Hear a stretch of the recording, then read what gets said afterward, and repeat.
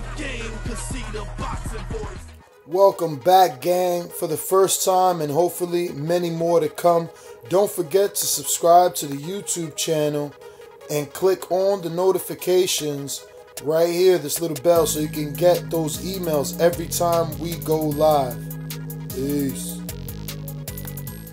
ThaBoxingvoice.com, live here with Peter Kid Chocolate Quinn. Pete, it's been a long time. We finally get to see you back on TV where you belong. First and foremost, how are you feeling mindset-wise? So I actually feel like the best I ever felt in my career as far as all three coming together, physically, mentally, and spiritually. I feel like 100%. Now, I want to talk about the transition from Virgil Hunter to Sosa, somebody I know well. I mean, I'm very happy for Arellano to have landed such a big name as yourself in his stable, but he has a lot of talent, and that gym is turning amateurs into, you know, stars right now. How's that connection with you and Sosa going? Well, you know, me and Sosa been friends even before I went out to California, and you know, when I thought about coming back home, I've been away from my family for 2 years. My daughter, I was being able to count how many times I've seen her in her whole life. So, you know, I just felt like I needed to come home. It was a good, opportunity for me to be out there with Verge. You know, I just had to make a decision about my family and being closer to them. And, you know, through everything, I think, you know, being out there actually fixed my family. And, you know, I was on my way to, like, losing my wife and losing my kids because of, you know, how I was living outside of, you know, boxing. So, you know, through everything, it helped me it rebuild me mentally. And, you know, it got me real focused about what the important things in life was. So now being with Sosa, it's another level now because of, you know, his passion and his desire to be out there and stand up amongst the greats as trainer-wise. And, you know, for him to give me the opportunity to be able to come with me, to me be part of his team and the things that he's already doing, and for me to be there with him, it's like, it's a mutual respect thing. Well, first and foremost, I just want to say, you know, thank you for opening up with that story, because so many of us young men, especially in the inner city, ruin our relationships, you know, due to things outside the marriage. So to see a guy like yourself to see that things were going down the wrong path and get it back together is official. So first and foremost, thank you to that. I want to ask you, though, have you been sparring with Nikita since you were in that gym? Because White Chocolate and Kid Chocolate, how those sparring sessions been? Has there been any? No, I'm actually sparring Dimitri, the one that's fighting Danny Jacob. I spar him. I spar another 178-pounder in New Jersey, Hackensack.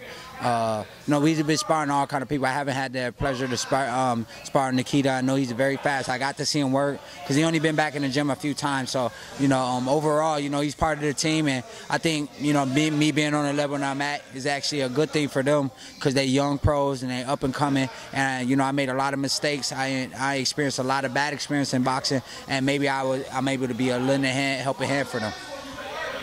The one from Hackensack, I don't know his name, but he's like the #1 amateur. I was just talking to his trainer, so that's definitely some good work. Plus, I've seen your posts on social media with him. So talk to me a little bit about this fight with J. Leon Love and what it means to you to get in the ring with him.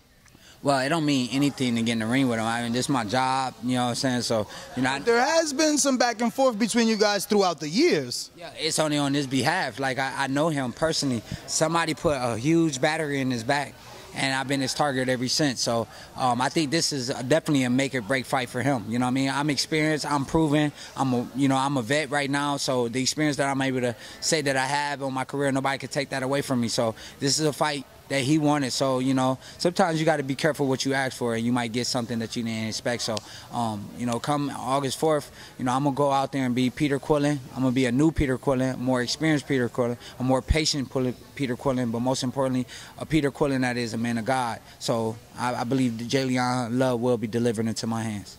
What are some of the differences that you've picked up on in the trainings between Arellano, Sosa, and Virgil Hunter?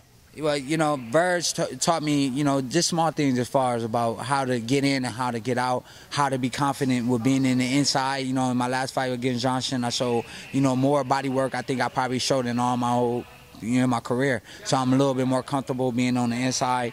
Not to say I wasn't comfortable, but it's like in my past, but it's just like I didn't properly know how to be in there and engage with the right kind of punches and throwing the right punches. So everything for right now is like being patient and being precise and picking and choosing the right punches that I want to throw and being confident behind the punches. So, and then with Sosa, you know, he's big on the legs, moving and defense and popping the jab, keeping the glove on somebody, being in front of them, you know, cutting the ring off. These are things that, you know, throughout my career, I was confident to do as a boxer, but I never had, you know, a trainer bring that out in me. So I think this is going to be a good fit for me.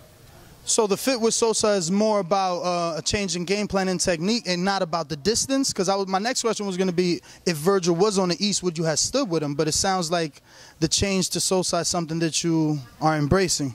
Well, you know, would have been, could have been. Anything can happen in life, but you got to go with the reality. You know, the reality that Virgil is in California. My family live in New Jersey, and I want to be home close to them. He knew it, and honestly, you know, he sent me a text and was like, "Man, I know that, you know, this decision that you had to make is about family, but you always have a place in my heart."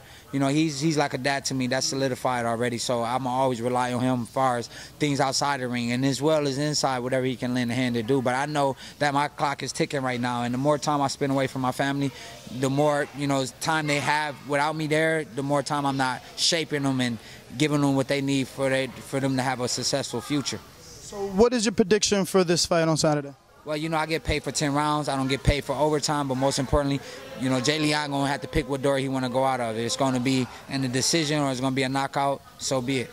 What is up, TBV family? Yes, YouTube has been cutting funding to their channels as of late, and with net neutrality going through its process, the internet is changing. If you want to keep your favorite channel intact, coming up with tons of content, and plus get hours and hours of extra content, head over to patreon.com/ThaBoxingVoice to become a member of the TBV family and help support the channel. Peace.